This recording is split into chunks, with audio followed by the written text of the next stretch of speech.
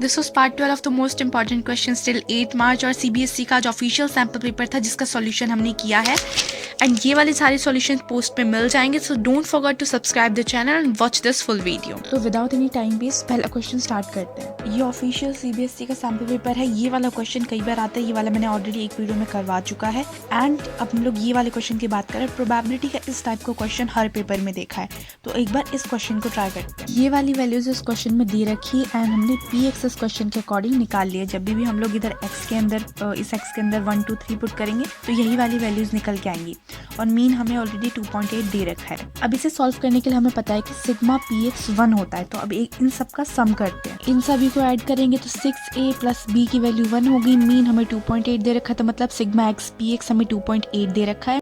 अब इधर x P x वाली एक बार वैल्यू निकालते हैं। इन सभी वैल्यूज को सम करके 2.8 के बराबर रखेंगे तो दो इक्वेशन बन जाएगी। ये पहली इक्वेशन थी, जब हम लोगों ने इन सब का सम करके 2.8 के बराबर रखा तो ये दूसरी इक्वेशन बन गई। अब इन दोनों के इक्वेशन को अगर सॉल्व करेंगे तो हमारी a की वैल्यू तो आ जाएगी 0.12 एंड b की वैल्यू आ जाएगी 0.28 और यही क्वेश्चन में हमें फाइंड करना था। नेक्स्ट क्वेश्चन देखते हैं। फाइनेंशियल मैथ का ये क्वेश्चन जिसके अंदर हमें CAGR निकालते, तो जो भी वैल्यू गिवन है हम लोग एक वो लिख लेते हैं और CAGR निकाल लेते हैं। इधर तो अभी लॉग दे रखा है पर हमें पेपर के अंदर मैक्सिमम वैल्यू दे रखी होगी तो लॉग का यूज नहीं करना पड़ेगा। प्रेजेंट वैल्यू दे रखी है, फाइनल वैल्यू दे रखी है, ग्रोथ रेट मतलब CAGR दे रखा है, n निकालना है। ये होता है CAGR का फॉर्मूला। अब इधर 5% पुट करेंगे, इधर final value, present value, n हमें निकालना है और सारी वैल्यूज पुट करके एक बार आगे सॉल्व करते हैं। ये 105 के डिवाइड में आ गया, फाइनल वैल्यू, प्रेजेंट वैल्यू और सारी वैल्यूज रख दिया। 1 को इधर प्लस में ले जाते हैं, ये तो आएगा इसको सॉल्व करके। अब हमें दो वैल्यू दे रखी है, log 1.05 की ये और log 1.67 ये।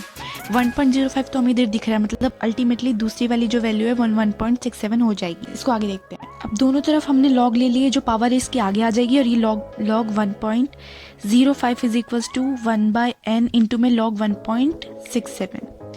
अब इन दोनों जगह इसकी वैल्यूज पुट कर देते हैं। ये हमने 1.05 और इसकी वैल्यू पुट कर दी, n इधर मल्टीप्लाई में चला गया, डिवाइड में आ गया। इसको जब सॉल्व करेंगे तो 10.6 अप्रॉक्स 11 वैल्यू आ जाएगी। अब एक और बार नेक्स्ट क्वेश्चन देखते हैं। जैसा कि मैंने बता रखा है प्रोबेबिलिटी के पॉइजन डिस्ट्रीब्यूशन से बहुत बार आते हैं, तो ये भी पॉइजन डिस्ट्रीब्यूशन का क्वेश्चन है। इसके अंदर कहा है कि 2 पावर शॉर्टेज होता है पर मंथ, मतलब ये एवरेज दे रखा है, लैम्डा हो गया हमारा मीन एंड हमें निकालना है exactly 3 power shortage and at least 1 power shortage. Lambda ना पता चल रहा हो तो हमेशा इधर वैल्यू देख लो, ये जो पावर होती है यही लैम्डा होती है, मतलब ये एवरेज वैल्यू यही लैम्डा होगी। जो भी गिवन है पहले वो लिख लेते हैं। ये लैम्डा गिवन था, ये दो चीज हमें निकालनी है। एटलीस्ट में हमारे ये वाला साइन लगता है हमेशा, तो एग्जैक्टली 3 के लिए e की पावर माइनस लैम्डा, लैम्डा की power r over r factorial. सारी वैल्यू पुट कर देंगे। e की पावर माइनस 3 की वैल्यू दी थी 0.14, 2 की पावर 3 8 हो जाएगा और यहाँ 3 फैक्टोरियल आ जाएगा। अब हम लोगों को इनको सॉल्व करेंगे और px इज इक्वल्स टू 3 निकालना है। ये एग्जैक्टली 3 की आगे हमें निकालना है एटलीस्ट 1, तो ये तो 1 2 3 4 बहुत ज्यादा बड़ा चला जाएगा, इसलिए 1 से हम लोग माइनस कर देंगे p0 को।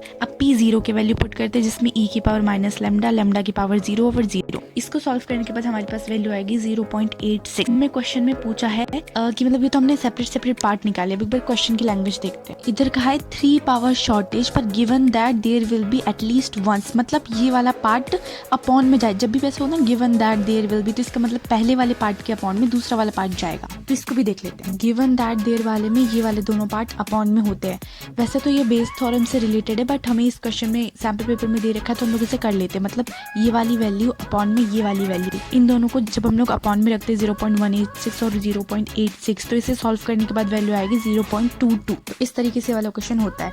अब नेक्स्ट देखते हैं। ये क्वेश्चन देखो, इसके अंदर मशीन की कॉस्ट हमें 25,000 दे रखी है एंड 2,500 ईच ईयर वो डेप्रिशिएट होता है। हमें कहा है कि कब किस टाइम, मतलब टाइम पीरियड निकालना है जब इसकी वैल्यू हाफ हो जाएगी और T6 पे हमें कॉस्ट निकालनी की क्या होगी मशीन की। तो जो भी गिवन है वो लिखना है और क्या फाइंड करना है वो लिखना है। भी गिवन था कॉस्ट और डेप्रिशिएट वैल्यू वो लिख दी। कॉस्ट निकालनी जब इसका हाफ किस टाइम पीरियड पे होगी, टाइम 6 ईयर्स आफ्टर क्या कॉस्ट होगी। तो ओवरऑल डेप्रिशिएट वैल्यू बनेगी क्या, मतलब हमारा ओवरऑल मान लो वी डेप्रिशिएट होता तो क्या बनेगी, एक तो जो ओरिजिनल कॉस्ट है माइनस इतना कॉस्ट हर साल डेप्रिशिएट हो रहा है, मतलब पर ईयर, ये पर ईयर वाला। तो ये एक पूरा पार्ट बन जाएगा कि सेकेंड ईयर में इतना डेप्रिशिएट होगा। तो सबसे पहले 6th ईयर वाला निकाल लेते हैं। जो भी टी की वैल्यू हम लोग इसके अंदर 6 पुट कर देंगे तो ये 6th ईयर वाला डेप्रिशिएट निकल जाएगा। तो 25,000 माइनस 2,500 इंटू 6, जो कि हो जाएगा 25,000 माइनस 15,000 और ये वैल्यू हमारी सॉल्व करके ये आएगी। कॉस्ट टाइम पीरियड निकालना है जब हमारी कॉस्ट इसका हाफ हो जाएगी। तो हमारी कॉस्ट कितनी होनी चाहिए, 25,000 का हाफ। जो कि 12500 बनेगा। तो टाइम पीरियड निकालते हैं, मतलब इस वाली वैल्यू को इधर पुट कर देंगे तो t निकल जाएगा। तो अब एक बार इसको पुट कर देते हैं। ये सारी वैल्यूज इसके अंदर पुट कर दी, ये वाला पार्ट इधर, ये वाला पार्ट इधर, ताकि ये पॉजिटिव हो जाए, फिर t के नीचे डिवाइड में। तो पूरा सॉल्व करने के बाद हमारे पास आएगी value t is equal to 5 years. तो इस तरीके से डेप्रिशिएट वाला क्वेश्चन आता है एंड ये कई सैम्पल पेपर में रिपीट भी हो रखा है। नेक्स्ट क्वेश्चन देखते हैं। अब ये एक बॉन्ड वाला क्वेश्चन देखो। बॉन्ड वाला क्वेश्चन भी कई बार हमने टॉपिक में दे रखा होता है, जो कि इस बार की अप्लाइड बुक में नहीं है, बट इस टाइप के क्वेश्चन सीबीएसई सैम्पल पेपर में भी दे रखा है, तो फाइनल में भी आ सकता है। इसके अंदर हमें मैच्योरिटी वैल्यू दे रखी है 56,000 जो कि एफ है। 6 ईयर्स का हमें टाइम दे रखा है, पर हम इसे मल्टीप्लाई करेंगे 4 से क्योंकि क्वार्टरली है। वैसे ही यील्ड रेट मतलब होता है इंटरेस्ट रेट, और 7% कूपन रेट जो कि हम लोग सॉल्व करने में यूज़ करेंगे। तो इससे बॉन्ड वैल्यू निकालनी है, तो जो भी गिवन है वो लिखना है, क्या फाइंड करना है वो लिखना है।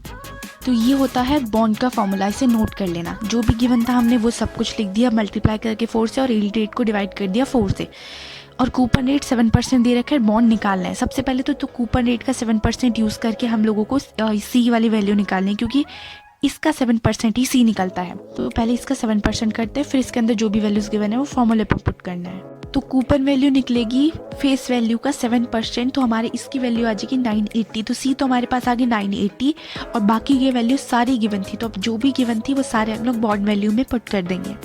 ये सारी वैल्यूज हमने पुट कर दी। अब इसकी कैलकुलेशन तो खुद ही करनी पड़ेगी, बस इस वाले पार्ट की वैल्यू हमने जो भी गिवन थी वो पुट कर दी है, और बॉन्ड वैल्यू की कैलकुलेशन करके बहुत बड़ा सा नंबर आ रहा है जो कि ये है। तो ये आ गई बॉन्ड वैल्यू। इस टाइप के क्वेश्चन बहुत ज़्यादा आते हैं, तो एक बार इसका फॉर्मूला वगैरह और जितने भी स्टेप्स है उसे नोट कर लेना। नेक्स्ट देखते हैं। ये एक अपस्ट्रीम डाउनस्ट्रीम का क्वेश्चन है, जिसके अंदर कहा 8 आवर्स तो उसे अपस्ट्रीम जाने में लगते हैं, 4 आवर्स डाउनस्ट्रीम आने में। तो हमें बोट का और करंट का रेशो निकालना है। जो भी गिवन था हमने वो लिख दिया। एक्स को लेट कर लिया speed of boat, and y को लेट कर लिया स्पीड ऑफ करंट। अब क्वेश्चन में डिस्टेंस सेम दे रखी है, ट्राइंगल बना लिया हमने DST का। टाइम होता है डिस्टेंस अपॉन स्पीड पर, जो भी सेम हम लोग उसके रिस्पेक्ट में रखते हैं, मतलब स्पीड इंटू टाइम करके दोनों को सेम रख लिया, मतलब अपस्ट्रीम का टाइम और डाउनस्ट्रीम का टाइम, इन दोनों को हम लोगों को वैल्यू पुट करके सेम रखना है। ये हो गया अपस्ट्रीम की स्पीड x माइनस वाई होती है, डाउनस्ट्रीम x प्लस वाई होती है। 8 आवर 48 मिनट जो कि दे रखा था अपस्ट्रीम का टाइम, उसको हम लोग कन्वर्ट कर दिया आवर में, 8 4/5 आवर। अब दोनों का डिस्टेंस सेम है, तो दोनों के डिस्टेंस के रिस्पेक्ट में ही रख लेंगे। मतलब पहले अपस्ट्रीम की स्पीड होती है x माइनस वाई, इसको टाइम के साथ मल्टीप्लाई करेंगे तो डिस्टेंस आ जाएगा, मतलब x minus y into 8 4/5 hour. Distance same, मतलब डाउनस्ट्रीम का भी डिस्टेंस सेम है, इसका मतलब x plus y into 4 hour, दोनों सेम हो जाएंगे बिकॉज डिस्टेंस सेम है। तो अपस्ट्रीम का जो डिस्टेंस है और डाउनस्ट्रीम के डिस्टेंस है वो भी सेम हो जाएगा। जो भी वैल्यू थी हमने वो सेम इसके अंदर रख दी। अब इस इक्वेशन को आगे सॉल्व करना है। कुछ इस तरीके से ये आगे सॉल्व होएगा, जिसके अंदर इसको सिंप्लीफाई करके 44/5 आ जाएगा, इधर से कैंसिल करके 11 से कट जाएगा, और सारा करने के बाद x by y is equals to 8/3 आ जाएगा। एक ही सिंकिंग फंड का क्वेश्चन देखो, ये भी कई बार आ रखा है। मशीन की कॉस्ट हमें ये दे रखी है, न्यू मशीन बाय करनी है, 8 ईयर्स का टाइम पीरियड है, स्क्रैप वैल्यू ही दे रखी है। न्यू मशीन की जो कॉस्ट है वो 30% ज़्यादा है पहली मशीन की कॉस्ट से, और इंटरेस्ट रेट 6% दे रखा है। वही करेंगे, जो भी गिवन है पहले वो लिख देंगे, और क्या फाइंड करना है वो लिख देंगे। जो भी गिवन था हमने वो सारी वैल्यूज़ लिख दी। सिंकिंग फंड हमें निकालना है। अब क्वेश्चन में बोला है जो न्यू मशीन की कॉस्ट है वो 30% ज़्यादा है, तो पहले वाली मशीन में 30% इसका ऐड कर देंगे, तो इसकी वैल्यू आ जाएगी 65,000। अब हमें एक्चुअल कॉस्ट क्या निकालना है? एक्चुअल कॉस्ट जब निकलेगी जब हम लोग स्क्रैप वैल्यू माइनस कर देंगे, तो 65,000 में से 6,000 माइनस कर देंगे। ये आ गई एक्चुअल सिंकिंग फंड वाली कॉस्ट। अब सिंकिंग फंड का फॉर्मूला लगा के जो भी गिवन है वो लिख देंगे। ये होता है सिंकिंग फंड का फॉर्मूला, जिसमें अमाउंट हमने 59,000 निकाली थी। आर हमें फाइंड करना है, सारी गिवन वैल्यू लिख दी, और आर की वैल्यू आ गई 5,900। ये हमें क्वेश्चन में निकालना था। अब एक ये पाइप वाला क्वेश्चन देखते हैं। हमें ए बी सी और पाइप का तीनों का टाइम पीरियड दे रखा है। कहा है कि पाइप बी को 10 मिनट के लिए ओपन किया, फिर पाइप बी बंद कर दिया, उसके बाद पाइप ए चलता रहा। पाइप सी को हमने जब बंद किया जब टैंक ओवरफ्लो होने वाला था, उससे 10 मिनट पहले। तो आखिर क्वेश्चन में क्या कह रहे हैं वो देखते हैं। लेट करते हैं कि पूरा टैंक भरने के अंदर 3 मिनट लगता है। पहले तो क्या कहा है, 10 मिनट तो जो है बी चला है हमारा टैंक, ठीक है। उसके बाद बी को बंद कर दिया, फिर बचे हुए टाइम पीरियड के लिए ए चला है। मतलब ए कितने टाइम के लिए चला? ए चला है t-10 मिनट के लिए। अब जब टैंक ओवरफ्लो होने वाला था उससे 10 मिनट पहले सी को बंद कर दिया। इसका मतलब सी भी t-10 मिनट के लिए चला, बी 10 मिनट के लिए, ए बचे हुए t-10 मिनट के लिए, सी को 10 मिनट पहले बंद कर दिया। मतलब ए की बात हो गई, तो t-10 मिनट के लिए सी चला है। तीनों को कंबाइन करके टैंक का टाइम पीरियड निकालेंगे कि कितने टाइम में टैंक भरेगा।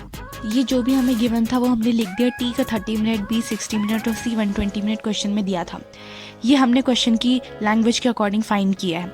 वर्क डन पर मिनट तीनों को हमने निकाल दिया। तीनों मिलके एक टैंक को भरेंगे, इसलिए इधर 1 लिखा है।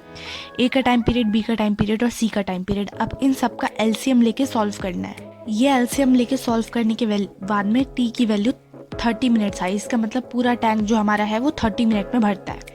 अब ये हाइपोथेसिस वाले क्वेश्चन देखो, इनमें 2 ही टाइप की प्रॉब्लम आती है। एक तो सैम्पल मीन कौन सा है और एक्चुअल मीन कौन सा है, इन्हें फाइंड आउट करना, और दूसरा कौन सा टेल टेस्ट लगेगा, अपर टेल, लोअर टेल या 2 टेल। देखो सबसे पहले तो एक गाय की एक मशीन है, वो 1.84 सेंटीमीटर का जो भी होल है डायमीटर होल बनाती है और इस टाइप का।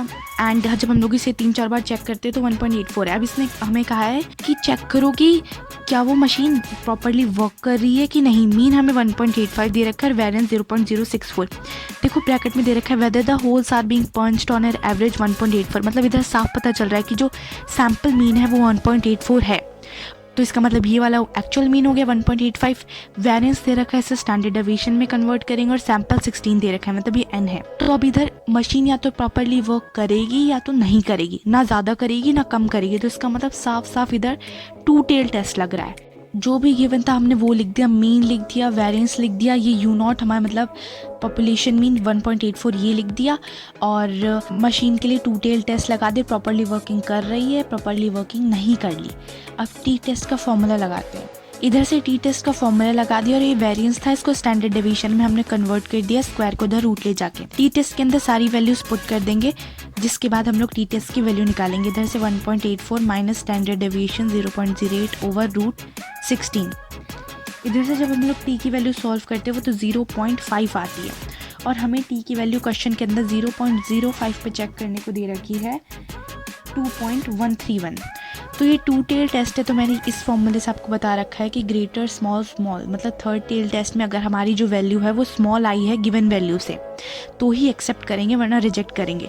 तो उधर 0.5 और 2.131 में वैल्यू स्मॉल आई, इसके मतलब हमारी जो नल हाइपोथेसिस है वो हम लोग एक्सेप्ट करेंगे।